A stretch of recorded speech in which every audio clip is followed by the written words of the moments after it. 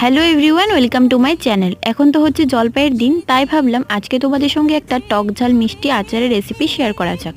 জলপাইয়ের আচার বানানোর জন্য প্রথমে জলপাইগুলিকে ভালো করে ধুয়ে একটা শুকনো কাপড় দিয়ে ভালো করে মুছে নিতে হবে। তারপরে একটা ছুরির সাহায্যে জলপাইয়ের গায়ে এরকম সরু সরু করে দাগ কেটে দিতে হবে। তারপরে এতে আমি অ্যাড করেছিলাম পরিমাণ মতো লবণ, লঙ্কা গুঁড়ো, একটুখানি হলুদ গুঁড়ো আর সর্ষের তেল। তারপরে এটাকে ভালো করে মেখে কয়েকটা কাঁচা লঙ্কাকে মাঝখান দিয়ে ভেঙে এতে অ্যাড করে দিই। এখানে মশলার জন্য একটা কড়াইয়ের মধ্যে গোটা জিরে, গোটা ধনে আর গোটা মৌরি এবং দুটো শুকনো লঙ্কাকে ভালো করে ভেজে গুঁড়ো করে নিই। তারপরে একটা কড়াইয়ের মধ্যে দিয়ে দিই সর্ষের তেল, আর তেলটা ভালো করে ফুটে এলে এতে দিয়ে দিই পাঁচফোড়নটা ভালো করে ভাজা হয়ে গেলে এতে অ্যাড করে দিই জলপাইগুলিকে তেলটার মধ্যে একটুখানি ভেজে এতে অ্যাড করে দিই গুঁড়ো করে রাখা মশলা এবং সর্ষে গুঁড়ো। তারপরে অ্যাড করে দিই পরিমাণ মতো একটু চিনি আর একটুখানি লবণ। সব কিছু দিয়ে ভালো করে নেড়ে নামিয়ে নিলেই রেডি এই টক ঝাল মিষ্টি জলপাইয়ের আচার। কেমন লাগলো অবশ্যই জানিও।